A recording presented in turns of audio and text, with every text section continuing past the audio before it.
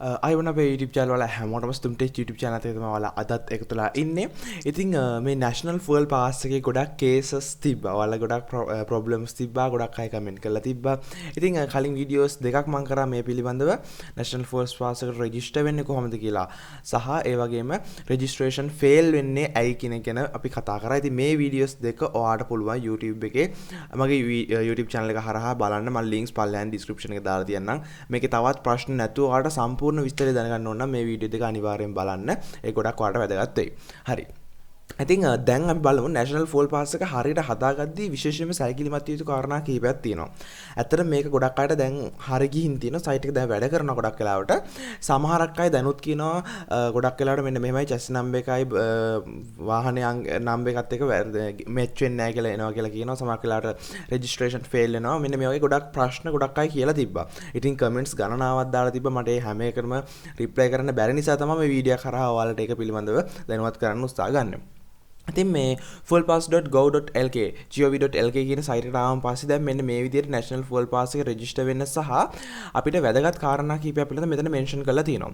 ඉතින් අර ඔයාලා අහපු හැම ප්‍රශ්නයකට වගේ උත්තර මෙතනක් තියෙනවා. මම මේ ගැන ඉස්සෙල්ලාම කියලා ඉන්නම්. මේ දේවල් පිළිබඳව හරි අවබෝධයක් ඇතුව ඔයා ඊළඟ වතාවෙදි register වෙන්න යන්න. එහෙම නැතුව register වෙන්න යන්න එපා.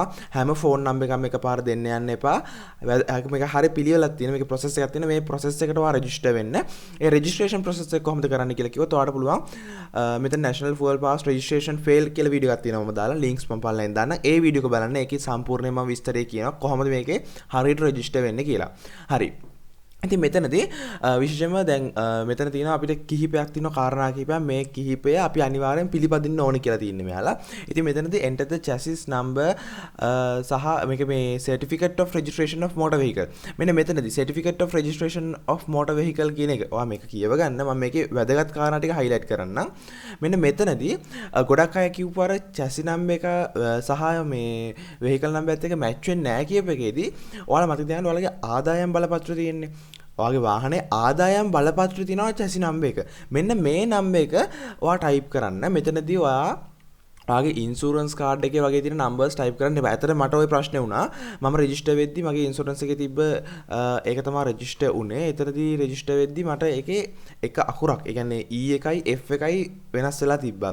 ඒ කියන්නේ ඒකේ තිබ්බේ E එක. හැබැයි ආදායම් බලපත්‍රය තිබ්බේ F එක. ඉතින් ඒ නිසා මම register වෙන්න බැරි වුණා. මගේත් fail කියලා වෙන්නේ. පස්සේ ආදායම් බලපත්‍රය අරන් බලද්දි ඒකේ තිබ්බේ F එක තිබ්බේ. එන්නේ ඒක type කරන් පස්සේ මට register වෙන්න අවස්ථාව ලැබුණා. ඉතින් ඒ වගේ පුංචි mistakes වෙන්න පුළුවන්. ඒක නිසා සමහරවිට ඔයාලටත් එහෙම වෙලා තියෙන්නත් පුළුවන්. ඒක නිසා තමයි මේ වීඩියෝ එක මම අනිවාර්යෙන් අරන් ආවේ. ඔය ගොඩක් අය කියපු මේ chassis number එකයි vehicle number එකයි වැරදෙන එක කියන එකට ගොඩක් වෙලාවට ආදායම් බලපත්‍රය තියෙන නම් එක දාන්න බොහෝ දුරට. එතකොට ඔයාලට මේ ප්‍රශ්නේ අඩුවෙන් ඔයාලට ඒක විසඳ ගන්න අවස්ථාවක් තියෙයි. ඒ වගේම තවත් අය අහලා තිබ්බා මේ street numbers කොහොමද? ඒ කියන්නේ vehicle registration with street to only enter the vehicle number in columns කියලා මෙන්න මේ විදිහට තියෙනවා. මේකේ ඔප්ෂන් මේ ඒ පිළිබඳව මෙන්ෂන් කරලා තියෙනවා. ඒ කියන්නේ street numbers තියෙන අයට අපි සාමාන්‍යයෙන් අපිට සාමාන්‍යයෙන් මේක රෙජිස්ටර් වෙද්දී vehicle number එක type කරද්දී මුලින්ම අපිට තියෙනවා ඉංග්‍රීසි අකුරු 3යි. ඊට පස්සේ තමයි අපිට අපේ ඉලක්කම් ටික type කරන්න තියෙන්නේ. අන්න එහෙම තියෙද්දි දැන් street number එකක් තියෙන කෙනෙක්ට පුළුවන් එතන ඉලක්කම් ඒ කියන්නේ ඉංග්‍රීසි අකුරු නැහැනේ. එතකොට ඔයාලට පුළුවන් පළවෙනි column එකේ ඔයාගේ මෙන්න මෙතන තියෙන street number එක දාන්න. මේ උදාහරණයක් මෙතන පෙන්නලා තියෙනවා. 3යි street 1 2 3 4 මෙන්න මේක තමයි example එක. ඉතින් මේක අනුව මුලින්ම ඔයා දාන්න ඕනේ පළවෙනි column එකේ 3 දානවා. දැන් මෙහෙම ඔයාගේ number එකක් තියෙනවා නම් ඊතුරු column එකේ තමයි ඊළඟ ඉලක්කම් ටික දාන්න. ඉතින් මෙන්න මේ විදිහට ඔයාලට පුළුවන් මේ වෙද්දි street numbers register කරගන්න. ඉතින් ඒක ගොඩක් වැදගත් වෙයි. කලින් මේක තිබ්බේ නැහැ. ගොඩක් වෙලාවට මේක හරි ගියේ නැහැ. ඉතින් දැන් ඔයාලට පුළුවන් මෙන්න මේ විදිහට street numbers තියෙන vehicle එකක් නම් මෙන්න මේ විදිහට column එකට මේක බෙදලා දාන්න. නැත්තම් සාමාන්‍ය විදිහට register කරනවා නම් ඉංග්‍රීසි අකුරු 3යි ඊට පස්සේ එන ඉලක්කම් 4යි තමයි දාන්න තියෙන්නේ. එහෙම නොවන street number එකක් නම් මෙන්න මේක දාන්න. ඊට පස්සේ විශේෂයෙන් වැදගත් වෙනවා ඔයාගේ vehicle category එක තෝරද්දී ඉතින් මෙන්න මෙතනදී යාලා මේක vehicle category එක යාලා තෝරන්න දෙනවා. ඉතින් bike තෝරන්න තියෙනවා, ටැක්සි, කාර්, ඒ වගේ වෑන්, බස් මෙන්න මේ විදිහට තියෙනවා බලා ගන්න පුළුවන්. මෙන්න මේ කැටගරිස් වලට ඒ කියන්නේ ඔයාගේ බයික් නම් මෝටර්සයිකල් කියන එක, ටැක්සි කියන ඔප්ෂන් එක ගත්තොත් මෝටර්සයිකල් මෝටර් ට්‍රයිසිකල් වෑන් සහ ක්වොඩ් ට්‍රයිසිකල් තියෙනවා. ඉතින් ඒ වගේම කාර් වලදී මෝටර් කාර් තියෙනවා. වෑන් වලදී ඩුවල් පර්පස් වෙහිකල් කියලා තියෙනවා. ඉතින් මෙන්න මේ විදිහට මෙන්න මේ ඔප්ෂන්ස් ටික පිළිබඳව අනිවාර්යයෙන්ම දැනුමක් ඇතුව තමයි යන්න ඕන. නැත්නම් ඔයා මෙතන තෝරන කැටගරි එකට අනුව සමහරක් විට ඔයාට අවශ්‍ය ඔප්ෂන් එක තෝරගන්න බැරි වෙන්න පුළුවන්. ඒ නිසා මෙන්න මේක පිළිබඳව ඔයාගේ වෙහිකල් එක මෙන්න මේ කැටගරි එකේ මොකක්ද කියන එක. ඒ කියන්නේ මෙන්න මෙතන වාට තියෙන බලා ගන්න පුළුවන් මෝටර්සයිකල් ඇතුළු මෙන්න මෙතන මෙන්න මේ ටික මෙන්න මෙතන ඉඳන් මෙන්න මේ උඩට තියෙන ටික ඔන්න ඔය කැටගරිස් වලින් තමයි ඔයා තෝරන්න ඕනේ. ඔයාගේ වෙහිකල් එක මොකක්ද කියන එක. ඒක තෝරගෙන මෙතනින් ඔයා තෝරගෙන ඊට පස්සේ ඔයාට පුළුවන් මේක රෙජිස්ටර් වෙද්දි එතන තියෙන්නේ bike, taxi, car, van, bus, lorry ඔන්න ඔය කියන ඔප්ෂන්ස් ටික තියෙන්නේ. අන්න ඔතනින් ඔයා හරි ඔප්ෂන් එක තෝරන්න ඕනේ. එතකොට ඔයාට පුළුවන් මේක හරියට රෙජිස්ටර් වෙන්න.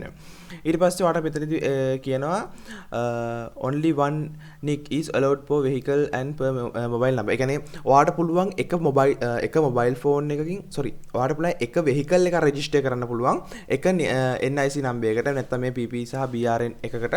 ඒ කියන්නේ ඔයාට ID එකක් තියෙන ID එකයිනේ තියෙන්නේ. එතකොට ඔයාට වෙහිකල් කිහිපයක් තිබ්බත් ඔයාට එක ID එකකින් රෙජිස්ටර් කරන්න පුළුවන් එක වෙහිකල් එකයි. ඒ වගේම මොබයිල් නම්බර එකත් එන්නේ ඒ විදිහට per vehicle and per mobile number. එක මොබයිල් නම්බර එකට රෙජිස්ටර් කරන්න පුළුවන් එක වෙහිකල් එකයි. ඒතර ඔයාට ගෙදර ඔයාට වෙහිකල්ස් කිහිපයක් තියෙනවා. ඔයාට අනිවාර්යයෙන්ම ගෙදර වෙනත් අයගේ මොබයිල් නම්බරයකට සහ ID එකක් යූස් කරලා තමයි ඔයාට ඒක රෙජිස්ටර් කරන්න වෙන්නේ. ඒක ගොඩක් වැදගත් වෙනවා. ඉතින් ඒක පිළිබඳව සැලකිලිමත් වෙන්න. ඔයා එකම ID එකෙන් vehicles කීපයක් රෙජිස්ටර් කරන්න එපා. ඒක බැරි වෙයි ඔයාට. ඉතින් ඒක නිසා ඔයාගේ එක vehicle එකක් රෙජිස්ටර් කරන්න එක ID එකක් සහ එක මොබයිල් නම්බර එකක් තෝරගන්න. ගෙදර අනිත් අයගේ ඒ වගේ ප්‍රශ්න නැහැ. ඔයාට භාවිතා කරන්න පුළුවන්. භාවිතා කරලා අනිත් vehicles ඔයාලා රෙජිස්ටර් කරගන්න අවස්ථාව තියෙනවා. ඒ වගේම මෙතන තවත් තියෙනවා at registration NIC name address does not require to match certificate of registration ownership. ඉතින් මෙතනදී ඔයාට කිසි ගැටලුවක් නැහැ. ඒ කියන්නේ ඔයාගේ ID එකේ තියෙන details ටික ගත්තන් පස්සේ ID එක, ඒ කියන්නේ ID එක තියෙන කෙනා මෙහෙ ඉන්න කෙනෙක් වෙන්න පුළුවන්. ඒක ගැටලුවක් නැහැ. ඒක ප්‍රශ්නයක් කරගන්න එපා. ඒ කියන්නේ ID එක තියෙන කෙනා දැන් ඔයාගේ ගෙදර එක්කෙනෙක් නම් එයාගේ ID එකේ තියෙන්නේ එයාගේ addresses ඒකේ තියෙන්නේ ඔයා ඉන්න තැන නෙමෙයි නම් ඒක ගැටලුවක් කරගන්න එපා. එහෙම ප්‍රශ්නක් නැහැ. ඉතින් මෙන්න මේ පිළිබඳව එයාලා සඳහන් කරලා තියෙනවා. සහ මෙතන fuel quota එක ඒක කැටගරි එක සම්පූර්ණයෙන්ම බේස් වෙන්නේ ඔයා තෝරන කැටගරි එක මත. ඒ කියන්නේ ඔයාගේ වෙහිකල් එකට කොච්චර ප්‍රමාණයක් තෙල් දෙනවද කියන එක තීරණය වෙන්නේ ඔයා තෝරන කැටගරි එක මත. සහ ඒ වගේම මෙතනදිත් ඔයාට මේ වීඩියෝ එක හරහාත් ඔයාට අවශ්‍ය තොරතුරු ඒ කියන්නේ අවශ්‍ය විදියට ඔයාට මේක ෆීල් කරගන්න බැරි වුණොත්, එහෙම නැත්නම් ඔයාට හරියට මේක කරගන්න බැරි වුණොත් මෙන්න මේකට කෝල් එකක් දෙන්න. call 9019 for any registration related assistance කියලා තියෙනවා. ඒක නිසා ඔයාලා 19 කෝල් එකක් දීලා මේක පිළිබඳව අහනවා කියන මෙන්න මෙහෙම දෙයක් වුණා, මෙන්න මෙහෙම ප්‍රශ්නයක් වුණා කියන එක එයා සම්පූර්ණයෙන්ම විස්තරය කියන්නේ. එතකොට ඔයාලට මේක සපෝට් කරයි. සහ තවත් විශේෂ කාරණයක් තියෙනවා. මෙතනදී ඔයා රෙජිස්ටර් වෙද්දී ඔයාගේ රෙජිස්ට්‍රේෂන් ෆේල් කියලා වැටෙනවා නම් ඔයාට තව පාරක් try කරන්න පුළුවන්. ඔයාගේ ඒ කියන්නේ සමහරක් විට ඔයා ගෙදර දැන් අපිටම මෙහෙම උදාහරණ ගත්තාම ඔයාගේ ගෙදර ඉන්න තාත්තගේ වාහනේ ඔයා රෙජිස්ටර් කරන්නේ නැහැ. ඒතර ඔයාගේ ID එකේ ඔයාගේ මොබයිල් නම්බර එක දීලා තමයි රෙජිස්ටර් කරන්නේ. අන්න දැන් ඔහොම ෆේල් කියලා වැටෙනත් ඔයා try කරන්න පුළුවන්. අර chassis numbers ඒවා හරියට මම කිව්වා ආදායම් බලපත්‍රයෙන් බලන්න. ඒක ගොඩක් වෙලාවට accurate. ඒ නිසා ගැටලුවක් නැහැ. වෙනත් තැන් වලින් ගන්න එපා. වාහනේ පොතෙන් හෝ එහෙම නැත්නම් ආදායම් බලපත්‍රය ගන්නවා නම් ගොඩක් හොඳයි. දැන් මටත් අර ප්‍රශ්නයක් වුණා නිසා මම මේ කියන්නේ. ඒ වගේම ඔයා ඒ ID එක ගද්දී ඔයාට දැන් ෆේල් කියලා වැටෙනවා නම් ඔයාගේ කියන්නේ වාහනේ අයිතිකාරයාගේම ID එක ගන්න උත්සාහ කරන්න. ඒ කියන්නේ දැන් ඔයාගේ ගෙදර තාත්තගේ නම් වාහනේ තාත්තගේ ID එකම දාලා ඒක රෙජිස්ටර් කරන්න උත්සාහ කරන්න. මොකද එතකොට සමහරකට හරියන්න පුළුවන්. ඒ වගේ දේවල් කීපයකුත් වෙලා තිබ්බා. කලින් රෙජිස්ටර් ෆේල් වෙලා තිබ්බා. නමුත් එයාලා එහෙම කියලා නැහැ. නමුත් try කරලා බලන්න සමහරකට ඒක ඔයාට රෙජිස්ටර් කරගන්න පහසුවක් වෙයි. ඉතින් මේ වීඩියෝ එකේදී මම national fuel pass එක හදාගද්දි විශේෂයෙන්ම සලකා බැලිය යුතු කාරණා කීපයක් පිළිබඳව තමයි කතා කරේ. කලින් වීඩියෝස් ටික අනිවාර්යෙන් බලන්න. ඒ වීඩියෝස් ටික බලුවොත් ඔයාට national fuel pass එක හදාගන්න steps ටික සහ ඒ වගේම හදාගන්න බැරි වෙන්නේ ඇයි කියන එක පිළිබඳව සම්පූර්ණ විස්තරයක් මම මගේ YouTube channel එකේ කරලා තියෙනවා.